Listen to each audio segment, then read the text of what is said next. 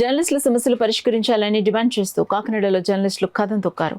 Andhra Pradesh working journalist federation పిలుపు మేరకు సోమవారం డిమాండ్స్ డే నిర్వహించారు. జిల్లా నలుమూలల నుండి జర్నలిస్టులు కలెక్టరేట్కు చేరుకుని అక్కడ నిరసన వ్యక్తం చేసి రాస్తారోకో చేపట్టారు. రాస్తారోకో సమయంలో ట్రాఫిక్ ఎక్కువగా చేరుకోవడంతో అక్కడున్న పోలీసులు జర్నలిస్టులను సమన్వయం చేసి ట్రాఫిక్ ఇబ్బందులు లేకుండా నిరసన తెలియజేయాలని తెలపడంతో నిరసన ధర్నా కార్యక్రమం నిర్వహించారు.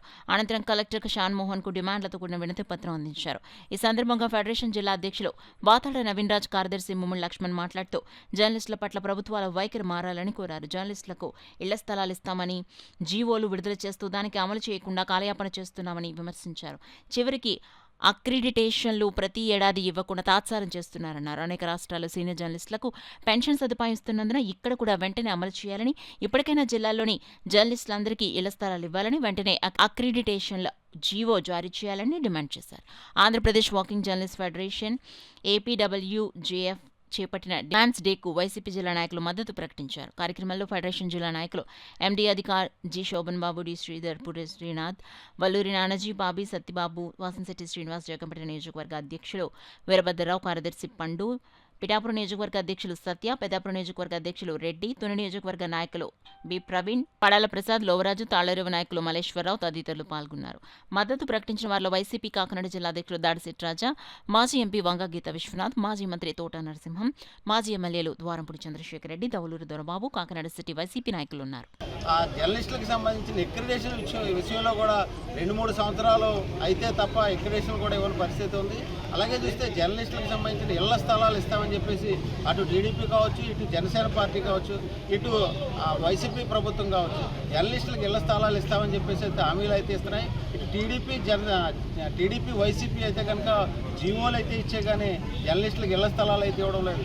మంత్రివర్గ ఉపసంఘం వేస్తున్నామని చెప్పి అధ్యయనం చేస్తున్నామని చెప్తూ కాలయాపన చేస్తున్నారో తప్ప జర్నలిస్టులకు సంబంధించిన ఇళ్ల స్థలాలు అయితే ఇవ్వడం లేదు. అదేవిధంగా చూస్తే ఇతర రాష్ట్రాల్లో కూడా సీనియర్ జర్నలిస్టులకు అయితే పెన్షన్ సదుపాయం అయితే ఇస్తున్నారు.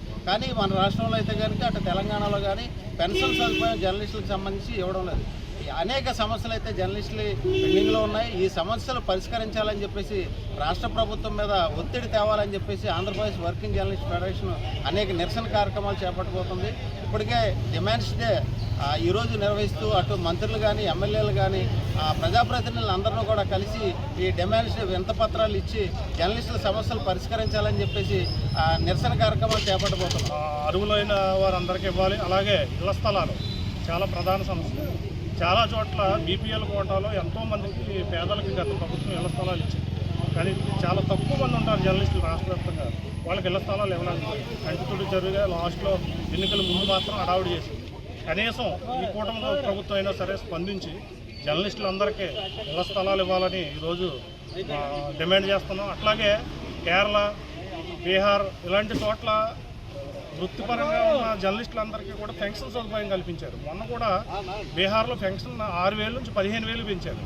కానీ ఆంధ్రప్రదేశ్లో మాత్రం ఎవరికీ కూడా పెన్షన్ ఇవ్వట్లేదు. కావున జర్నలిస్టుల సమస్యల మీద ఈ పెన్షన్ సౌకర్యం, అలాగే అక్రిడేషన్ కార్డులు, ఇళ్ల స్థలాలు ఇవన్నీ ఇవ్వాలని. ఇంకో ముఖ్యమైన విషయం ఏంటంటే హెల్త్ కార్డు ఉన్నాయి. మనం ప్రీమియం కడుతున్నాం, ప్రభుత్వం తరఫు మన ప్రీమియం కూడా కడుతున్నాం. కానీ హెల్త్ కార్డులు ఎక్కడా పనిచేయట్లేదు. మొన్న ఈ మధ్యకాలంలోనే మన మిత్రులు 2-3 హాస్పిటల్కి వెళ్తే హెల్త్ కార్డులు మేము పనిచేయట్లేదని చెప్పారు.